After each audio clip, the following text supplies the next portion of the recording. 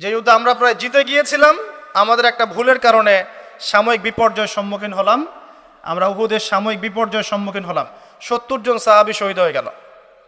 আমাদের নবীজি স্বয়ং নিজেও সেই যুদ্ধে মার খেয়েছেন একটা ভুলের কারণে। সেখান থেকে নামবে না, সাহাবীরা কয়েকজন নেমে এসেছিলেন, ব্যাস পুরো দেখবেন, সব বলে দেব না। এর পরের বছর খন্দকের যুদ্ধে 3-4 মাস অবরোধ করে রাখা হয় মদিনাকে। শেষমেশ তারা কিছুই লাভ করতে পারলো না, ফিরে চলে গেল। এরপর থেকে মুসলিমরা আক্রমণাত্মক যুদ্ধ শুরু করলো। একে একে বিভিন্ন গাজওয়া এবং সারিয়া হতে লাগলো, মুসলিমরা সমৃদ্ধ হতে লাগলো, সম্পদ বাড়তে লাগলো, জনবল বাড়তে লাগলো, অর্থনীতি সমৃদ্ধ হতে লাগলো, অস্ত্রশস্ত্র বাড়তে লাগলো, সব ডিপার্টমেন্ট থেকে আমরা রাইজ করতে লাগলাম। শুধু তাই না, পররাষ্ট্র নীতিও ইমপ্লিমেন্ট করা হলো, বিভিন্ন রাষ্ট্রপ্রধানদের কাছে চিঠি পাঠানো হচ্ছে। এর মধ্যে একবার নবী সাল্লাল্লাহু আলাইহি ওয়াসাল্লাম স্বপ্নে দেখলেন তিনি মক্কা তাওয়াফ করছেন, কাবা তাওয়াফ করছেন। সাহাবীরা বুঝে নিলেন যে আমরা মক্কায় যাচ্ছি। তারা মক্কায় যাওয়া শুরু করলেন। 1400 সাহাবী হুদাইবিয়া নামক জায়গায় আটকে দেওয়া হলো, যাওয়া যাবে না, এই বছর ফেরত যেতে হবে, পরের বছর আসতে হবে। তোমাদের কেউ আমাদের দলে আসলে ফেরত দিব না, আমাদের কেউ তোমাদের দলে গেলে ফেরত দিতে হবে। আগামী 10 বছর আমরা কেউ কারোর সাথে যুদ্ধ করব না। আগামী বছর ওমরা করতে আসবে মাত্র 3 দিনের জন্য, কোনো অস্ত্র সাথে আনা যাবে না। সবগুলোতে নবীজি বললেন ঠিক আছে, ডিল, কোনো সমস্যা নেই। তারা ফেরত চলে গেলেন। ওই বছর ওমরা করা হলো না। নবীজি ফেরত গিয়েই খায়বার আক্রমণ করলেন। খায়বার ইহুদিরা ছিল, ইহুদিদেরকে পরাজিত করা হলো, খায়বার মুসলিমদের দখলে চলে আসলো। এর আগে আরো 2টা ইহুদি কমকে সেখান থেকে, মদিনা থেকে বহিষ্কার করা হয়। একটা বনু নাজির, একটা হচ্ছে বনু কাইনুকা। আর খন্দকের যুদ্ধে বহিষ্কার করা হয় বনু কুরাইজাকে। এরা সবাই খায়বার আশ্রয় নিয়েছিল। খায়বারকে আক্রমণ করে ইহুদিদেরকে আরব উপদ্বীপ থেকে বের করে দেওয়া। তার পরের বছর হচ্ছে মক্কা বিজয়। নবী সাল্লাল্লাহু আলাইহি ওয়াসাল্লাম মক্কা বিজয় করলেন, মক্কার সমস্ত মূর্তিগুলো ভেঙে ফেললেন। বেলাল রাদিয়াল্লাহু আনহু কাবা ঘরের উপর উঠে আজান দিলেন। নবীজি সবাইকে মাফ করে দিলেন। দলে দলে মানুষ ইসলাম কবুল করলো। সূরা নাসর নাজিল হলো, ইজা জাআ নাসরুল্লাহি ওয়াল ফাত। সূরা মাইদা 3 নম্বর আয়াত নাজিল হলো। এরপর নবীজি মদিনায় ফিরে গেলেন। তার মাঝে হুনাইনের যুদ্ধ হয়েছে, এর আগে একটা মোতার যুদ্ধ হয়েছে, তারপর একটা তাবুক যুদ্ধ হয়েছে, ব্যাস। এরপরে মদিনায় ফিরে গিয়ে মাত্র 81 বা 83 দিন নবীজি বেঁচে ছিলেন। এরপরে তার শেষ রোগ শুরু হলো এবং মারা যাওয়ার কয়েকদিন আগে তিনি বলে গেলেন, আমার কবরকে উপাসনার জায়গা বানাবে না, আমার কবরকে উপাসনার জায়গা বানাবে না। আরব উপদ্বীপ থেকে ইহুদিদেরকে বহিষ্কার করবে, রাষ্ট্রদূতরা আসলে সম্মান করবে, দাস দাসীর প্রতি খেয়াল রাখবে, নামাজের হেফাজত করবে। আরো অনেক নসিহত তিনি করে গেলেন। তিনি বলে গেলেন তার আগে বিদায় হজের ভাষণে, তোমরা সবাই ভাই ভাই, সাদার উপর কালো, কালোর উপর সাদা, ধনীর উপর গরিব, গরিবের উপর ধনী, আরবের উপর অনরব, অনরবের উপর আরব, কোনো ভেদাভেদ নাই। তোমরা সবাই আদম সন্তান, আদম মাটির সন্তান। নবীজি বললেন সাল্লাল্লাহু আলাইহি ওয়াসাল্লাম, সাহাবীরা, আমি কি তোমাদের কাছে আমার অর্পিত দায়িত্ব পালন করেছি, পৌঁছে দিয়েছি? সাহাবায়ে কেরাম বললেন, হ্যাঁ, আমরা সাক্ষ্য দিয়েছি আপনি পৌঁছে দিয়েছেন। নবীজি বললেন, আল্লাহুম্মা ফাশহাদ, আল্লাহ আপনি সাক্ষ্য থাকেন আমি আমার দায়িত্ব পৌঁছে দিয়েছি। এভাবে তার জীবনটা শেষ হয়ে যায়। এই হলো সংক্ষিপ্ত সিরাত, ডিটেইলস পড়বেন।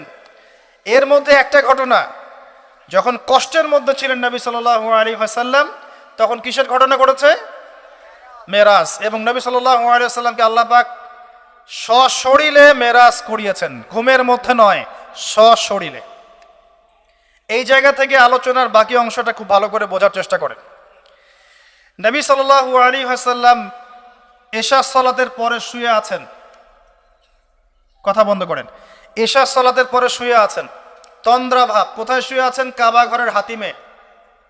কাবা ঘরের হাতিমে একজন ফেরেশতা আসলেন, তার নাম জিবরাইল আলাইহিস সালাম। নবীজিকে শুইয়ে দিলেন। নবীজিকে শুইয়ে দিয়ে এই যে বুক, গলার নিচ থেকে এই নাভি পর্যন্ত চিরে ফেললেন। কলিজা এটা বের করা হলো, একটা পাত্র আনা হলো। এই পাত্রের মধ্যে ছিল ঈমান এবং প্রজ্ঞা। এগুলো কিন্তু কোনো গল্প নয়, এগুলো সবগুলো বাস্তব সত্য ঘটনা।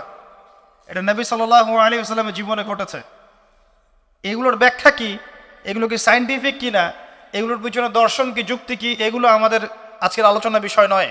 কারণ আমি অনেক দিন আলোচনা করেছি যে সায়েন্স আপনাকে সব কিছুর ব্যাখ্যা দিতে পারবে না। কোনো কিছু সায়েন্স দিয়ে প্রমাণ হলেই বিশ্বাস করব, না হলে করব না, এই চেতনার নাম শিরক। এটা আধুনিক যুগের শিক্ষা শিরক, এটা আধুনিক যুগের শিক্ষা ক্ষেত্রে শিরক। যে সায়েন্স কিছু প্রমাণ করলে বিশ্বাস করব, না করলে করব না, এটাতে আমি বিশ্বাস করি না, আমাদের বিশ্বাস করা উচিত নয়। সায়েন্সকে জিজ্ঞাসা করবেন রূহ কাকে বলে, please give us the definition of রূহ।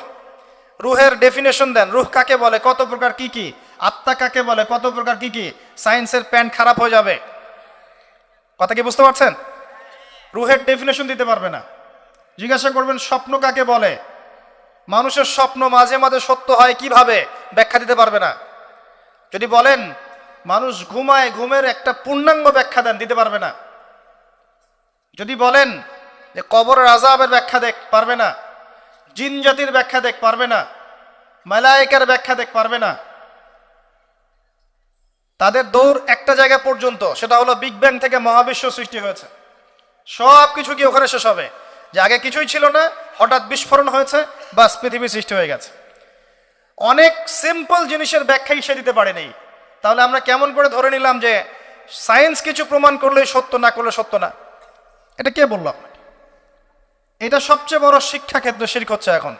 কারো যদি জ্ঞানতাত্ত্বিক এপিস্টিমোলজি ঠিক না থাকে, তার পুরো জ্ঞান চর্চায় শিরক হবে। তাই আমি এখানে এই আলোচনা করতে যাচ্ছি না যে এটা সায়েন্টিফিক ব্যাখ্যা ইত্যাদি, আমি জাস্ট ঘটনাটা বলছি, এর পিছনে শিক্ষাগুলো বলবো। বুক চিরে ফেলা হয় এবং কলিজাটা বের করে একটা পাত্র আনা হয় স্বর্ণের, এর মধ্যে ঈমান এবং প্রজ্ঞা ছিল। ঈমান এবং প্রজ্ঞা কি, এর আকার আকৃতি কেমন, আল্লাহ ভালো জানেন। সবকিছু সায়েন্টিফিক হবে না যে কঠিন তরল বায়বীয়। কঠিন তরল বায়বীয় বাইরেও অনেক কিছু আছে যেটা সায়েন্স জানে না। কথা কি বুঝতে পারছেন? অনেক কিছুই আছে, কঠিন তরল বায়বীয় বাইরেও অনেক কিছু আছে যেটা সায়েন্স ব্যাখ্যা করতে পারবে না।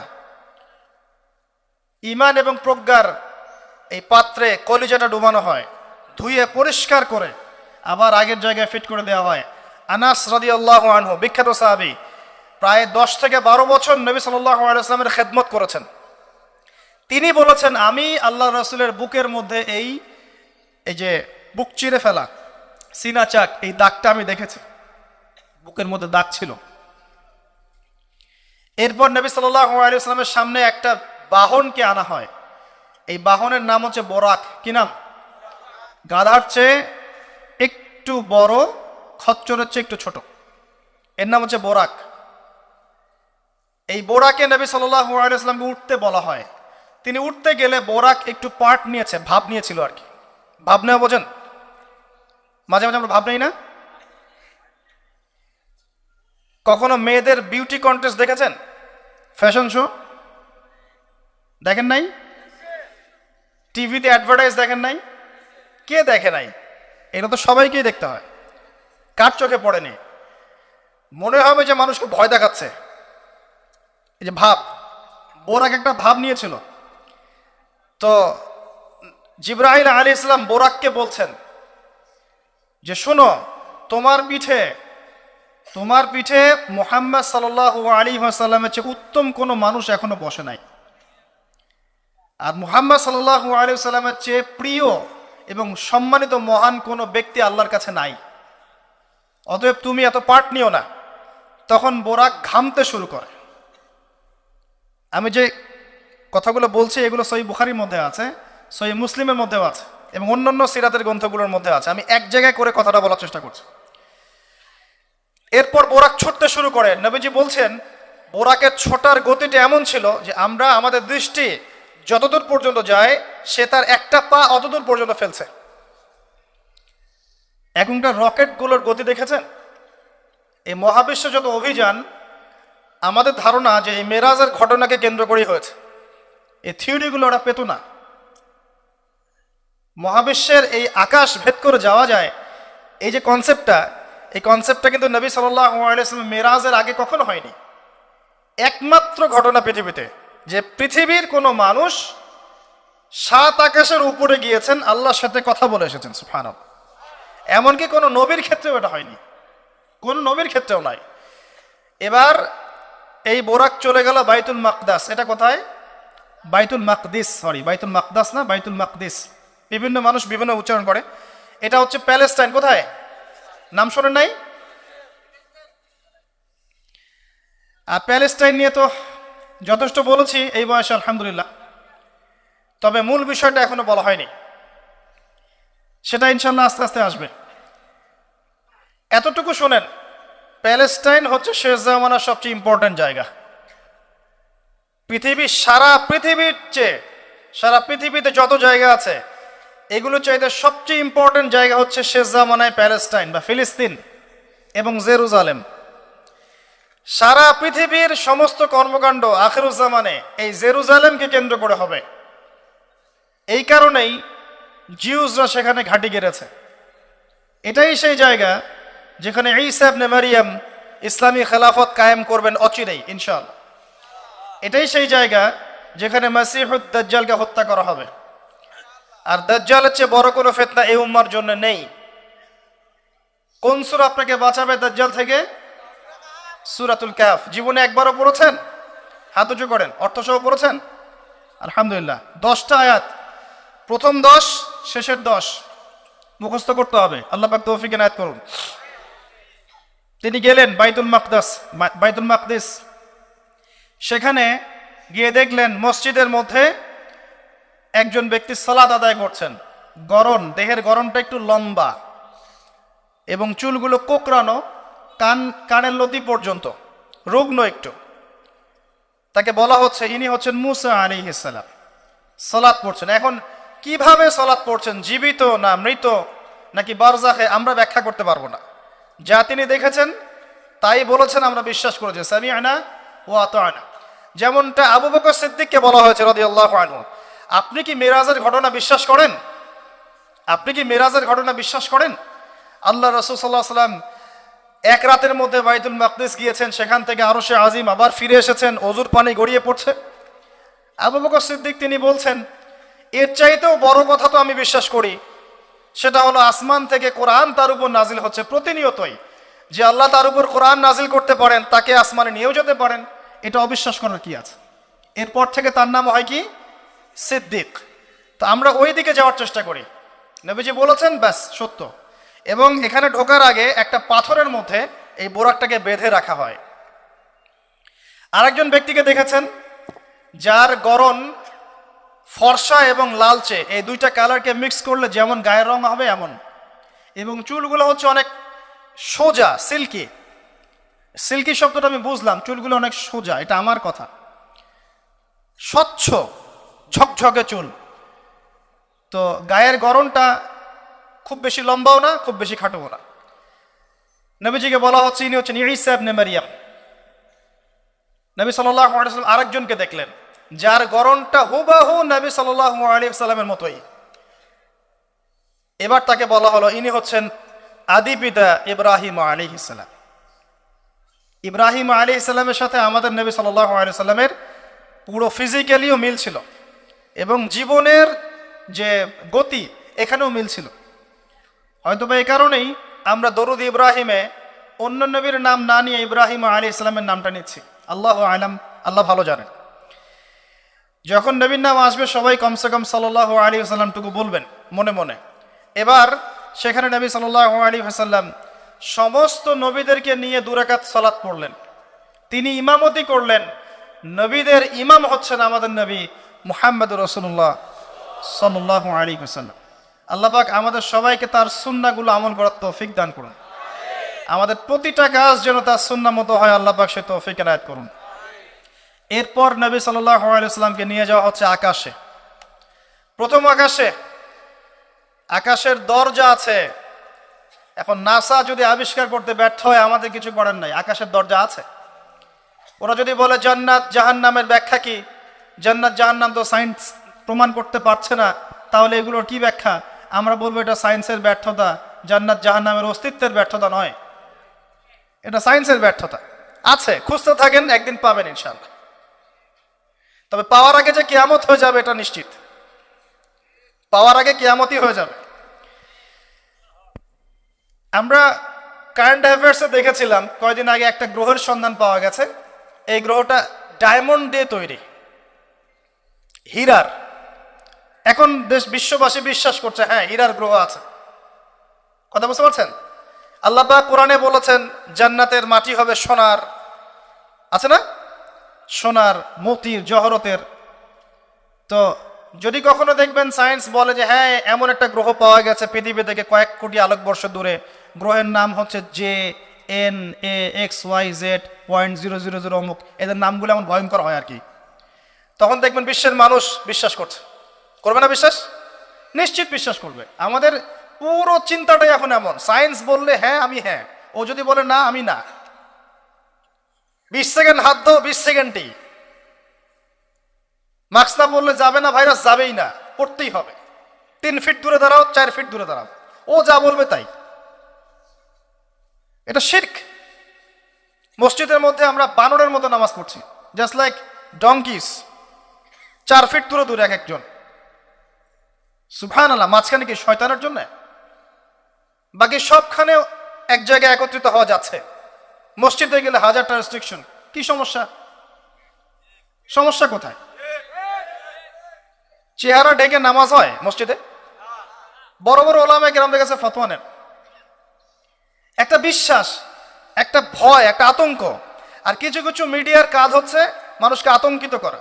আজকে কয়টা মরলো, আজকে কয়টা আক্রান্ত হলো, আজকে কয়টা কি হলো। মানুষের সাইকোলজিক্যালি এমন, মানে মাইন্ডসেটটা তৈরি করা হচ্ছে এমন যে ভয়, আতঙ্ক। কেন ভাই, মরবেন না কখনো? সতর্ক থাকার নাম কি এরকম করা? সারা বিশ্বের মানুষকে ভয় দেখিয়ে আতঙ্কিত করে ফেলা হচ্ছে। আর ওইদিকে দেখেন যাদের যুদ্ধ করার যুদ্ধ করছে, যাদের যা কিছু করার তাই করছে। সারা ওয়ার্ল্ড অ্যাফেয়ার্স কি থেমে আছে? মানুষের দৃষ্টিভঙ্গিকে একদিকে ফোকাস করিয়ে দেয়।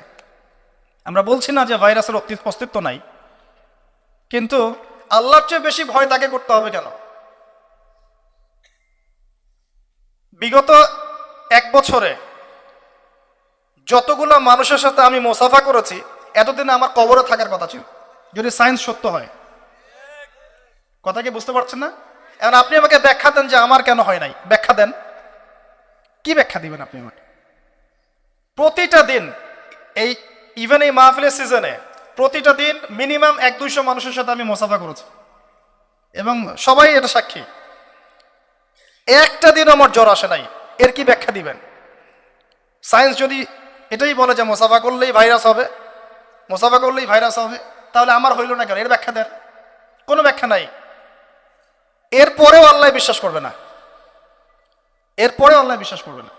জামজাম কূপ, জামজাম কূপের পানির ব্যাখ্যা দেন, কিভাবে এত পানি চলছে, শেষ হচ্ছে না কেন? আমাদের চিন্তা ভাবনা চেঞ্জ করেন। ও যা বলবে তার 100% সত্যি হতে হবে এমন নয় বিষয়টা। এর উপরে আল্লাহ পাকের জ্ঞান আছে, আল্লাহর হুকুম চলে, আল্লাহর হুকুমই সবকিছু। এর বাইরে মানুষ প্রোটেকশন নিবে, সুস্থ থাকবে, সে তার মেডিকেল রুটিনগুলো ঠিকঠাক মতো চলবে, ঠিক আছে, কিন্তু এত বেশি কেন মাথায় নিতে হবে যে আল্লাহকেই মানুষ ভুলে যাচ্ছে? সব কিছুর ঊর্ধ্বে মনে হয় যে বস্তুবাদিতা, আল্লাহ অনেক পরের। আল্লাহ, ব্যাপারটা কেন এমন কেন হলো?